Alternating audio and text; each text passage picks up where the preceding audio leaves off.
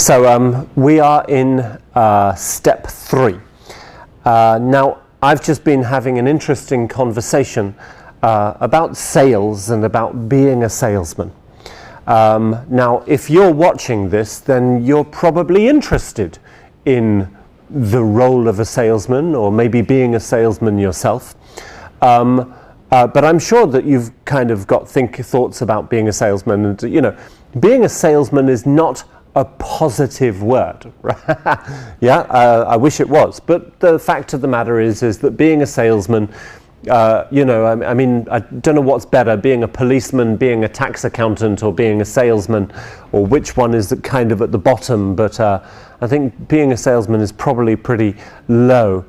I'm very passionate about the fact that sales is a skill that can be learned, and it is basically one of the most dignified and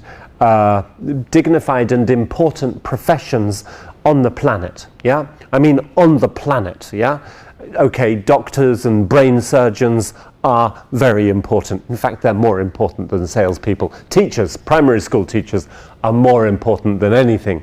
Politicians, weather people, anchors on news programs, marketing people, or anything. They're the most important. But after them come salespeople. Because, you know, good salespeople solve problems. And solving problems gives people work and makes them happy. So it's a very important job. And the skill of salespeople is kind of embodied and encompassed within stage 3 of the sales process. The skill of salespeople is surprisingly very easy when it comes down to it. When you boil it down to the essence, the skill of a salesperson is plain to see on everybody's face. Yeah, there's 2 ears and there's 1 mouth, which means we spend a little bit of time using our mouth to ask some questions, and a lot more time listening carefully to the answers, and listening well, and then doing things with the things that we listen to. So question asking techniques, the ability to listen, the ability to ask good questions, is the fundamental skill of a good salesperson. Naturally, there's other stuff that is important as well, like you need to know what you're selling, you need to believe in it, blah, blah, blah, blah, blah. But at the end of the day, the skill of the salesperson is a decent personality, the ability to ask questions, and the willingness to go for it and to ask those questions again and again and again. The other skill of a salesperson is a thick skin, because in this job you do have to deal with a lot of failure. So if you can't deal with a lot of failure, don't do the job. Yeah, because it's miserable. Misery and depression happens as a result of having to deal with failure again and again and again. You know, you do tend to question your self-value when you're dealing with the 10th piece of failure for that day. But a salesperson, one of their inherent abilities is to just pick up again and go and ask the next question to the next person, and to think carefully of the pipeline, and to always know that there's opportunity there somewhere for the person who just goes and asks the next question. So, sorry about that. There's more of that coming, but I'll try and warn you when it's there. Salespeople establish the buying vision with the customer. The buyers recognize that they have needs. So, from the buyer's perspective first, yeah, remember step 1? They were evaluating their business environment. They were saying, what's going on? How much do we have? How much do we want? How are we going to close the gap? Then in step 2, they begin creating ideas and projects, and the different people in the organization start saying, we could do this, we could do this, we could do this. Some budget gets allocated. The boss says, okay, we're going to go in this direction and this direction. The strategy is defined. Everybody's moving in the same direction. And then somebody says, oh, hang on a second. This is what we want to do, but we can't do it because we need to do something first. We need something. We need something to enable us to move forward in the way that we want to move. Yeah? This word is important. We need. That's the reason that salespeople exist. Some people need, we sell stuff that they need, or we sell solutions that give them what they need. Yeah, solutions to their problems. So we established the buying vision with the customer. The buying vision is where, you know, people have visions and ideas and clear kind of concepts of where they want to go on holiday. People have visions of what kind of car they want, what kind of new boat they want, what kind of snowboard they want. They have a vision of what kind of house they need for their families. And corporate organizations have visions of how they want certain problems to be solved, how they want people to work in a particular department. They have clear ideas about where they want to go. Yeah, or they don't. Our job as salespeople is to create this buying vision with the customer. We want this vision, this idea, we want it to belong to the customer. We don't want to force it so that it's important that the buying vision belongs to the client. Yeah, and we're going to look at how we do that. So we're going to clarify and validate the business needs. We're going to say, okay, let's really speak about the complexity of this problem, and what is it about this problem that is pushing you forward to find a solution to it? What is the need? What is the pain and the problem behind it? What consequences does that pain and problem have on the organization? Who is affected? How are they affected? What is the company looking from our solution to solve? You know, how should it be solved, this problem? In what way? What should it look like? Yeah. So defining initial solution requirements. What do they need it to do? It's going to solve the problem. In what way is it going to solve the problem? How is it going to change the way that people work? What will be different from what it was before? Yeah? So we're moving from the business needs to a vision of what they want to do. We're moving from this business problem to the solution itself. We also need to confirm that we're speaking to the right people. We need to negotiate access to a key decision maker, and we need to start deciding who are the right salespeople to move this opportunity forward, to take over our activities if needed. Okay? This line here, confirming that we're speaking to the right people, we need to start gaining access to the key decision maker. We may need to negotiate access to the key decision maker. We may need to create some kind of arrangement with the person that we're speaking to, who may be our power sponsor, if you like, but they're not the final person who can put the signature on the contract. So we may need to create a system of gaining access to them, either face-to-face or not, but we need access to the key decision maker to make sure our opportunity is actually real. Yeah. And this final one suggests that there may be other salespeople coming into the sales process that are not us. Yeah. So if we've been doing step 1, 2, and 3, then maybe we are the people who can do step 4 and 5. But we may need project managers, pre-sales people, or experts to come into the deal and to begin selling this for us. Complex deals require complex skills. If we have those skills, great. If we don't, we're going to need to hand over this relationship and this opportunity to somebody who has those skills and can move it forward. The customer validates their business need. They validate this buying vision and support of access to a key decision maker. Yeah. So critically here is the support of access to the key decision maker. And it's not, we don't need to access the key decision maker, but we need support. We need a good feeling that this opportunity is moving well in our direction.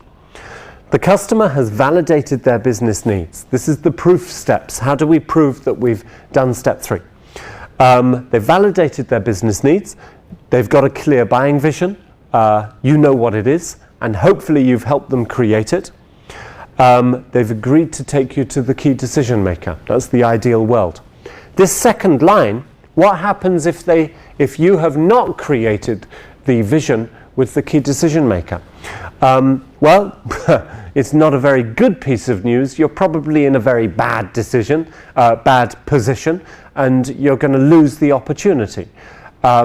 In a situation where you walk into an opportunity where the vision has been created by your competitor, then the job in step 3 is to try and change the buying vision, to change the idea, to change the parameters, to change the playing field, to change the proposal, and to get the customer to see that your stuff is actually a better idea than whatever it is that the client has got.